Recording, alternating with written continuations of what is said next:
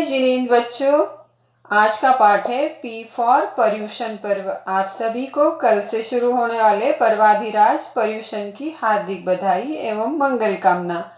तो ये जो पर्व है वो लोकोत्तर पर्व है। इसका मतलब क्या है पता है? जो बाकी पर्व मनाए जाते हैं, बाकी त्योहार मनाए जाते हैं, उसमें लोग क्या करते हैं? खाते हैं, पीते हैं, मजे करते हैं, समय बर्बाद करते रहते हैं और नए कर्मों का बंध कर लेते हैं। और ये पर्व ऐसा पर्व है, इसमें हम क्या करते हैं? सभी आरंभ, परिग्रह, मोह, शोक को क्या कर देते? त्याग कर देते। और क्या करेंगे फिर? तप, त्याग और ज्ञान ध्यान की आराधना करते हैं।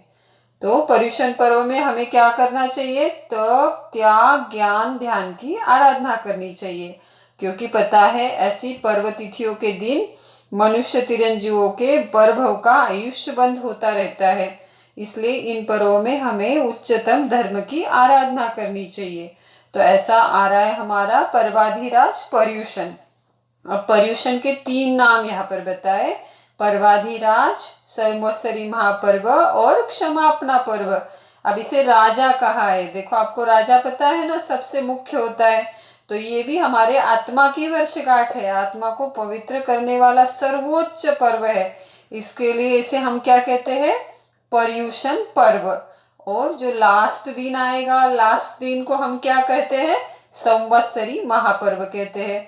तो इसका मुख्य उद्देश्य क्या है? कि सभी जीवों के साथ मैत्री भाव स्थापित करना। पता है ना, जब सबके साथ हम मैत्री भाव स्थापित करेंगे तो सभी जीव हमारे साथ भी मैत्री के साथ रहेंगे, हमें किसी से कोई तकलीफ नहीं होगी।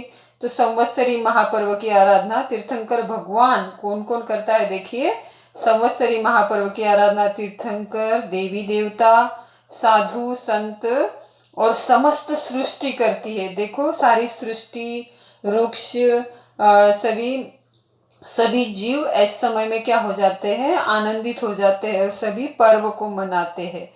तो ये जो पर्व है, पर्युषण पर्व के दिन क्या करते हैं पता है? 5वें दिन है ना, महावीर जयंती भी मनाते हैं। अब देखते हैं आप कैसे कैसे महावीर जयंती मनाओगे अपने अपने जगह पे।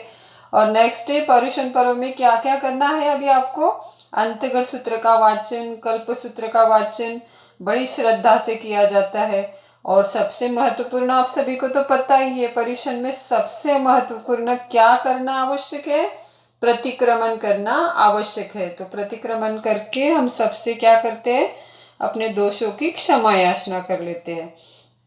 तो ऐसा है पर्वाधिराज पर्युषण। अब जो हमारा 5वां स्टांजा चल रहा था, मैत्री भाव जगत में मेरा सब जीवों से नित्य रहे। कैसा भाव? समस्त जीव मात्र से, सभी जीव सृष्टि से मेरा क्या हो? मैत्री भाव हो। और दीन दुखी जीवों पर मेरे उर से करुणा स्रोत बहे। कोई भी दीन दुखी देखकर करुणा से उनको क्या करनी चाहिए? मदद करनी चाहिए। और नेक्स्ट कहा, दुर्जन क्रूर कुमार गरतों पर क्षोभ नहीं मुझको आवे। कभी कोई दुर्जन व्यक्ति सामने आ भी जाए तो उसके बारे में क्षोभ नहीं करता बैठे, दुख नहीं करे।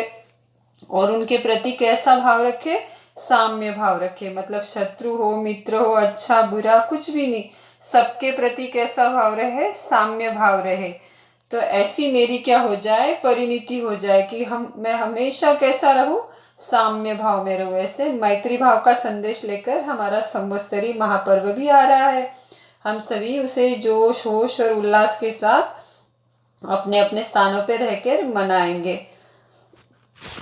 तो अभी अभी हमने जो पाठ देखे उसके ऊपर कुछ सवाल आपके लिए है। सबसे पहला सवाल है, हमें हमारे धार्मिक पर्वों में क्या आराधना करनी चाहिए? हमें हमारे धार्मिक पर्वों में कौन सी आराधना करनी चाहिए? सेकंड क्वेश्चन है, संवत्सरी महापर्व की आराधना कौन कौन करते हैं? संवत्सरी महापर्व की आराधना कौन कौन करते हैं? थर्ड क्वेश्चन है, पर्युषण पर्व में 8 दिन क्या करना आवश्यक होता है? और अब मेरी भावना का सवाल है, सभी जीवों के साथ मेरा कौन सा भाव होना चाहिए? सभी जीवों के साथ मेरा कौन सा भाव होना चाहिए? एंड फिफ्थ क्वेश्चन, आपको ये स्टांजा लर्न करना है। मेरा ख्याल है कि आप सभी के अभी पांचों स्टांजे परफेक्ट याद हो गए होंगे। और आप सभी के लिए एक सूचना भी है, लगभग अब आज 5वां महीना चल रहा है कि हमारी ऑनलाइन पाठशाला चल रही है। आप सभी पेरेंट्स और बच्चों ने इसे बहुत ही प्रेम पूर्वक प्रतिसाद दिया, इसलिए आप सभी को बहुत बहुत धन्यवाद है।